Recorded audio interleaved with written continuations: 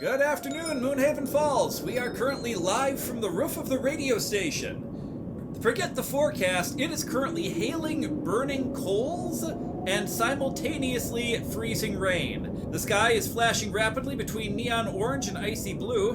We are now on week 3 of the showdown between the dragon siblings, and it appears they have decided to duke it out right above Main Street.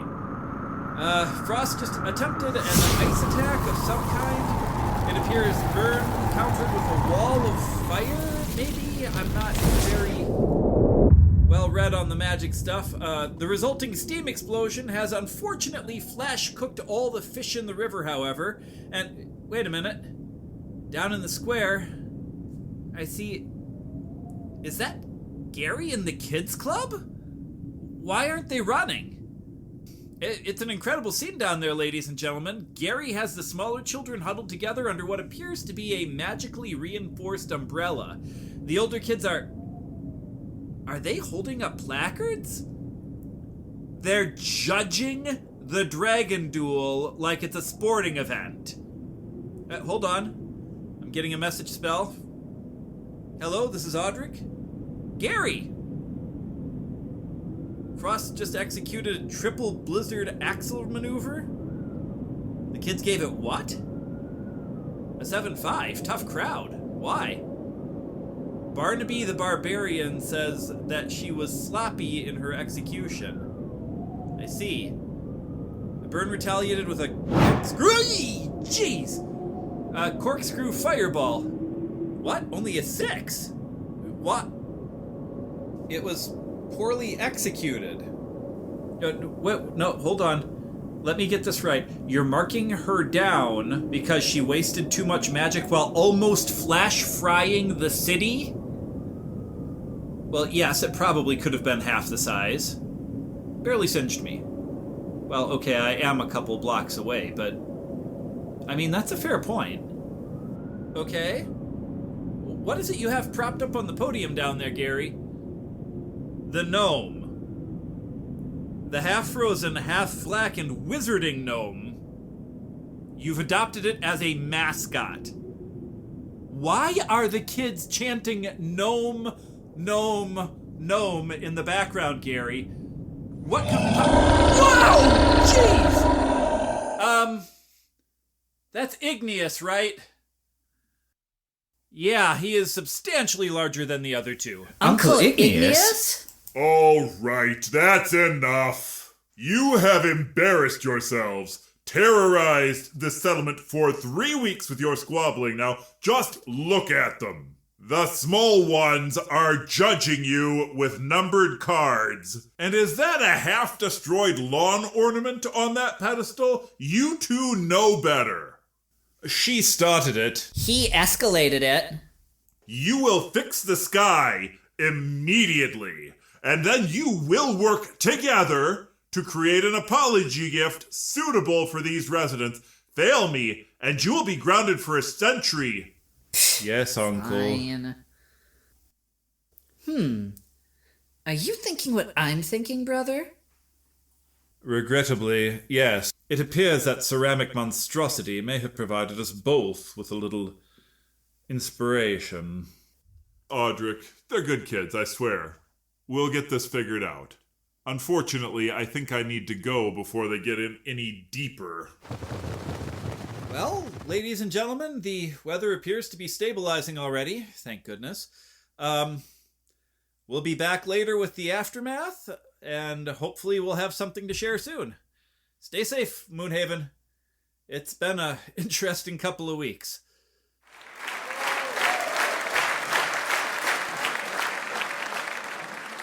Welcome back, ladies and gentlemen, to the Arena Fury Review.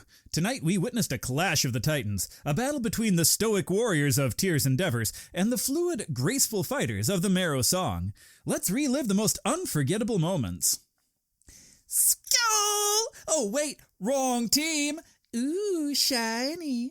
Tonight's matchup was a real spectacle, folks. Steel met Seafoam in a brawl for the ages. The contrast in styles was evident right from the start. Tears Endeavor, known for their disciplined formations, faced the Marrow Song, whose agility and unpredictable movements are their hallmark. It was like watching a Viking longship docking next to a pod of hyperactive dolphins. Both teams brought their A-game and their best throwing arm, of course. Tears and Dever showing their strength early. Iron Ingrid with a thunderous throw, taking down Coriala Cascade of Marrow's Song mid-stride. Impeccable accuracy and power. Man, that had the force of a North God's hammer. Poor Corelia got beached. Better stick to swimming, kid. But the Marrow Song's agility was something to behold. Look at the wave-whispering Willow navigating those moving platforms. She is like water flowing around rocks, evading every single throw. Yeah, Willow's got the moves like a slippery eel. She is dancing through those platforms like they are a kelp forest. The Tears and Dever throwers look like they're trying to catch a shadow. Blue Orb in the hands of Tears and Dever, Frosty Finn taking the throw, and Aqua Ace Anya of the Marrow Song is noticeably slowed. A strategic power play. Uh-oh! Anya's moving like she's stuck in molasses. Finn just turned her into a slow-motion mermaid. Easy pickings for the follow-up throw. The Marrow Song answers back with a red orb, Tidal Terror Triton with a blazing fast throw, curving around obstacles and taking out Shield Maiden Singrid. Unbelievable accuracy. That's 'cause Triton just brought the heat. That ball had more zip than a jet-propelled seahorse. Sigrid thought she was safe behind cover, but Triton said, "Not today, Valhalla bound!"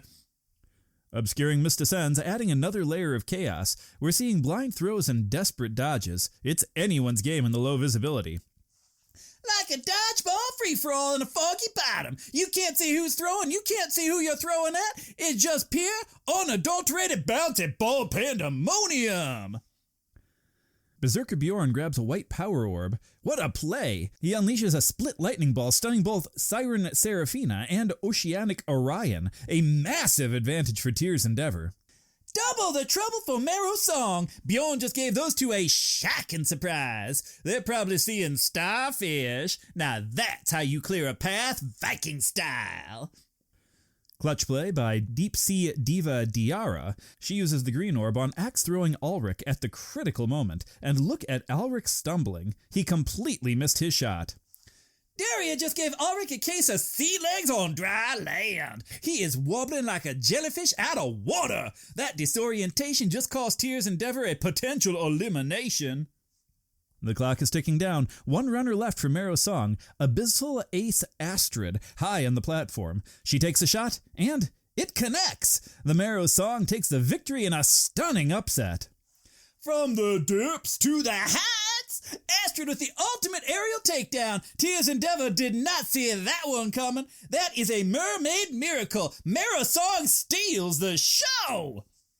An absolutely captivating contest. Tears and Dever showed their might, but Marrow Song's adaptability and cunning strategy in the final moments secured a memorable win. What a display for Arena Fury.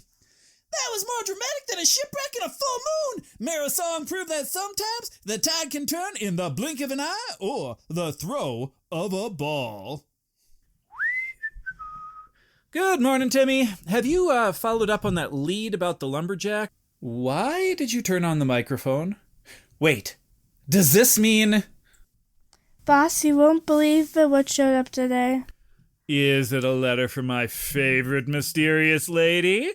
Or did someone finally mail in a complaint about my terrible jokes? It's from Lady F. Excellent! This girl has better timing than our lead-in tracks. Where was it this time? Did she leave it in the water cooler? Ooh, did it fall out of a ventilation shaft? This one was in my jacket pocket. My jacket pocket. Can you believe that? I was going to leave without it this morning, but Mom insisted it because it was too chilly to go without. If she hadn't, I would have missed it completely. Intriguing. So she's adapting, escalating her methods of delivery from public cereal boxes to private clothing. Oh, this girl is definitely a menace. A wonderful, mysterious menace. All right. Let's see what arcane secrets she's cooking up this week, shall we? To Timmy, my favorite intern and music curator.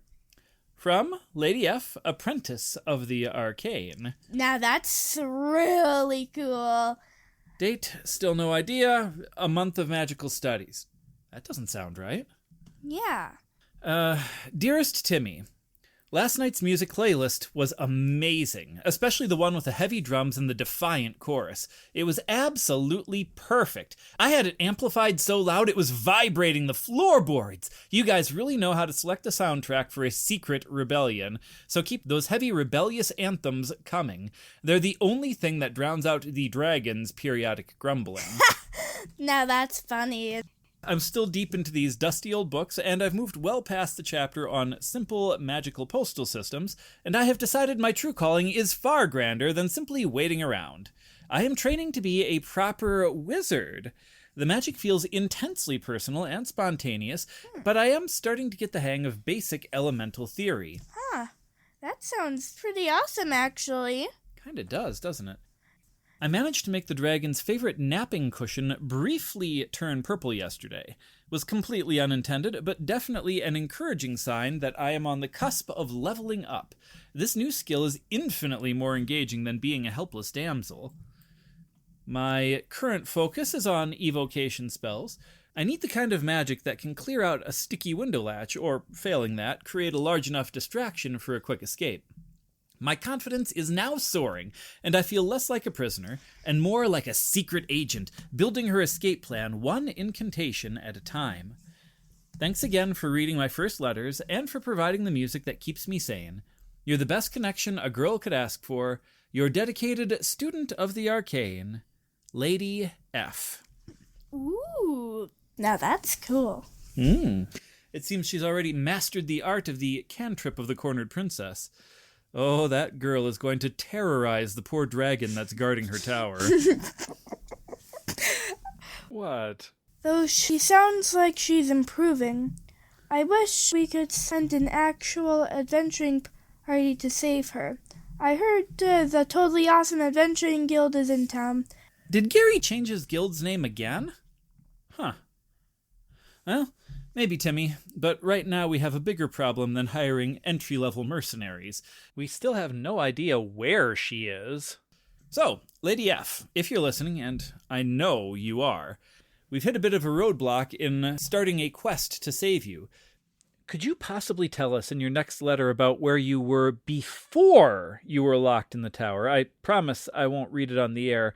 A landmark, a kingdom name, anything at all so that we can send you some proper assistance? That's our challenge to you, Lady F. We'll be waiting. Now, back to the news. Let's do it!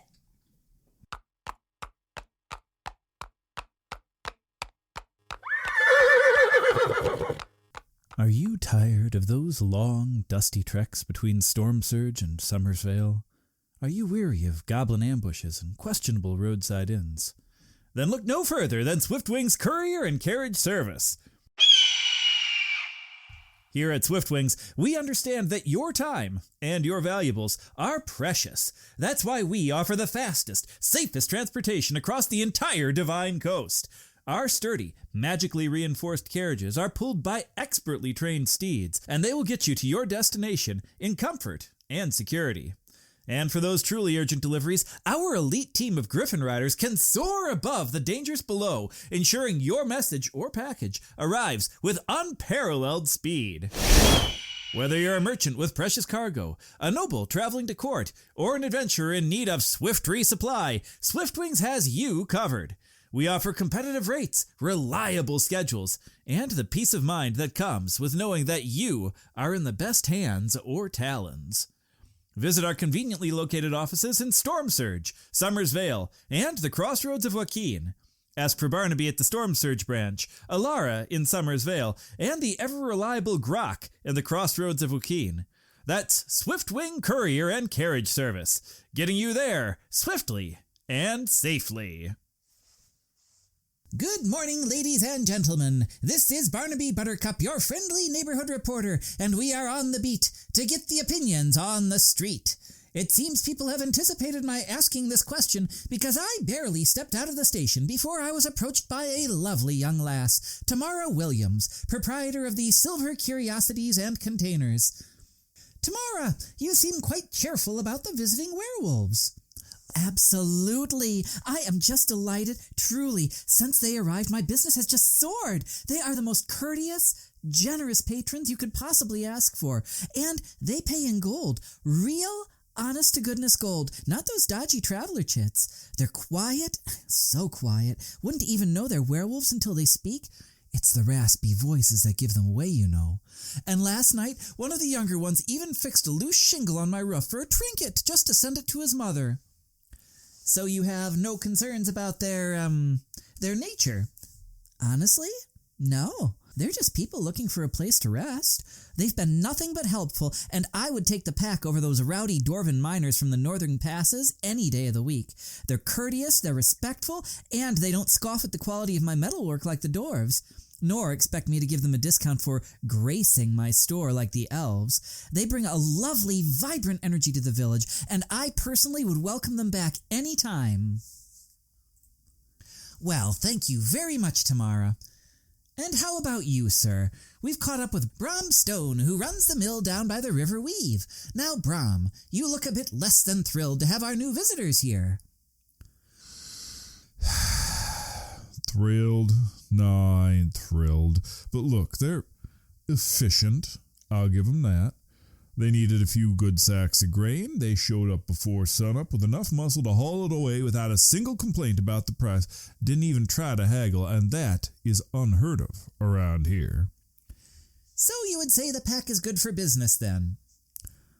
Yeah, I suppose. Coin is good anyway, payment's immediate, and they got this one feller, big as a troll, who's a surprisingly decent mason.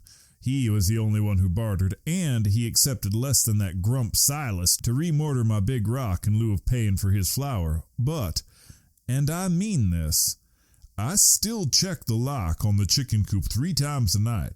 It's a pragmatic positive, Barnaby. They're good customers, but I'm still not sure that they make good neighbors, and there is a difference. That is very interesting.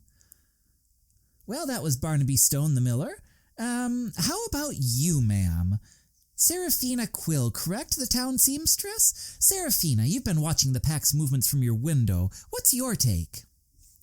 Well, they keep to themselves. That's the main thing. They don't linger in the town square, just buy what they need and leave. I have noticed things, though. The way they study the walls as they walk past. The fact their fire in the forest never fully goes out, not even in the middle of the day. They're so organized, like soldiers, or maybe more like a hunting party. I see. Would you say that you feel threatened by them? Threatened? Oh no, not yet. But I don't believe they'll cause trouble here, not when they've got such a good arrangement. I also don't trust their reasons for being so polite, though. It's too perfect. They're creatures of the wild, and when the wild goes quiet, that's when you should be the most alert. They're not a problem, not yet. They're simply unpredictable. And in a town this size, unpredictability is the first shadow before the storm. Thank you very much for that interesting opinion. Well, that's 3 villagers and 3 very different takes on the pack. Only time will tell if Moonhaven's new guests are a blessing or a harbinger. Back to you, Audrick. Welcome to you, my chiefs and khans, legion and shock troop, hawkers, entertainers, and citizens of all walks of life here in the Lost Realms. Welcome back to Crossroads Chronicles, where we explore the fascinating lives and unexpected ventures that unfold across the realms. Today we have a rather intriguing guest joining us, one that has traded the gilded cages of nobility for the oft-shadowed world of personal protection. Please help me welcome a lady who reached out to us to set the record straight, Princess Lyra Moonwhisper, founder of the discreet and highly sought-after bodyguard service, the Silent Sentinels. Thank you for having me, though I will confess the title of princess feels rather detached from my current endeavors. Lyra will suffice. Very well, Lyra. Silent Sentinels has garnered quite the reputation for its effectiveness and discretion in safeguarding some of Moonhaven's most affluent individuals. What inspired you to leave the royal life and embark on this very different path? Let us just say that the expectations of elven royalty felt rather stifling. I yearned for a purpose beyond the courtly dances and arranged alliances. I possess skills honed over centuries, an understanding of strategy, a keen eye for danger, and a proficiency with the blade that I felt could be better utilized. So why choose to become a bodyguard? Not merely a bodyguard, Silent Sentinels offers a comprehensive security solution. My team and I are highly trained in surveillance, threat assessment, and, of course, close-quarters protection. We pride ourselves on our professionalism and our unwavering dedication to the client's safety. Now, your service has certainly attracted a clientele willing to pay a premium sum for that dedication. However, there have been, shall we say, whispers, rumors circulating that the Silent Sentinels offer more than just protection, and that your guards may, overstep professional boundaries for the right price. How would you like to respond to these allegations? I find these rumors to be deeply offensive and utterly baseless. My team consists of individuals of the highest integrity and skill. They are handpicked for their loyalty, their discipline, and their unwavering commitment to their duty. The insinuation that they would compromise their professionalism or my own for illicit favors is not only insulting, but damaging to the reputation that I have worked tirelessly to build. And yet the rumors persist, Princess Lyra. Some even suggest that the very discretion you advertise is merely a veil for less savory arrangements. Discretion is paramount in my line of work because my clients often require utmost secrecy regarding their movements, their assets, and even their personal lives. We protect them from all who would do them harm, be it physical or through the exploitation of sensitive information. It has absolutely nothing to do with condoning or facilitating any form of impropriety. And could it be that some of your clients, perhaps accustomed to a certain lifestyle, have attempted to solicit additional services from your guards? Unfortunately, there are in fact individuals who believe that wealth can buy anything. Any such advances are, however, swiftly and firmly rejected. My guards understand their boundaries, and they understand mine. Our loyalty is to the safety and well-being of our clients within the agreed-upon terms of our contract, and nothing more. And these rumors, they have affected your business, yes. Have clients become hesitant? There was occasional unease. However, I believe the results have spoken for themselves. My clients remain safe under our protection. They witness firsthand the professionalism and dedication of my team, and any who spread these malicious rumors are often those who either cannot afford our services or seek to undermine a successful, independent venture run by someone who chose a different path. That is certainly a challenging situation, navigating the expectations of high-end clientele while maintaining the integrity of your business. What measures do you have in place to ensure the professionalism of your guards and to combat these rumors? My vetting process is quite rigorous. I conduct a thorough background check and assess not only their skills, but also their character. Furthermore, I maintain open lines of communication with all of my clients. I encourage them to voice any concerns they may have, and I address any breaches of professionalism swiftly and decisively. To be frank, anyone, on either side, that crosses that line is out on their asses. My reputation and the safety of both employee and client. Depend on it. Lyra, thank you very much for addressing these rumors head on. It takes courage to step away from a life of privilege, and even more to defend your own hard-earned reputation in the face of such terrible allegations. For those seeking discreet and, as you assure us, entirely professional bodyguard services, how can they reach the Silent Sentinels? We operate primarily through trusted referrals within the merchant and noble circles. However, discreet inquiries can be left in the Wandering Willow Tavern on the Broken Coast. Ask for Rosea. She understands the need for confidentiality and can get you in contact with an actual representative of the company if you can pass her basic vetting. I do not recommend anyone try to deceive her or ask for anything beyond contact information. She takes things very personally when offended. Also, let it be known that the Silent Sentinels offer unwavering protection, nothing more, nothing less. Our silence speaks volumes about said professionalism, and not about any hidden agendas, nor sordid affairs. A very powerful statement, Lyra, and thank you for sharing your story and setting the record straight here on Crossroads Chronicles. We'll be right back after a short break.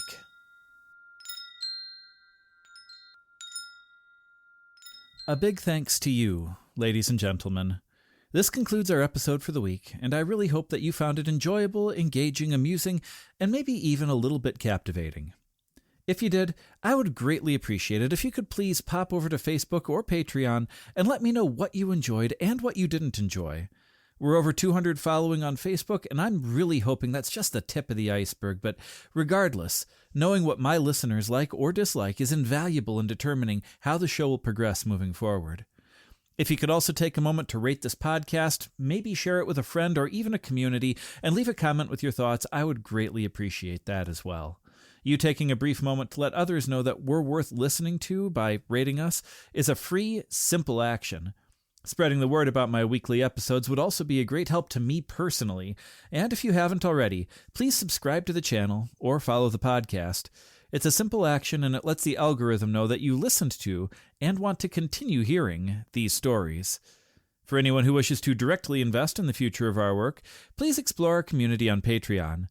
I personally write, edit, and produce all of the content for this show, and if you want to buy me a cup of coffee a month as encouragement to continue doing so, believe me, I will gratefully accept. Thank you to all of our new and returning supporters and listeners. My family and I genuinely appreciate all of you showing your support by tuning in every week, and we would like to thank you for continuing to do so. I look forward to seeing all of you in the next episode.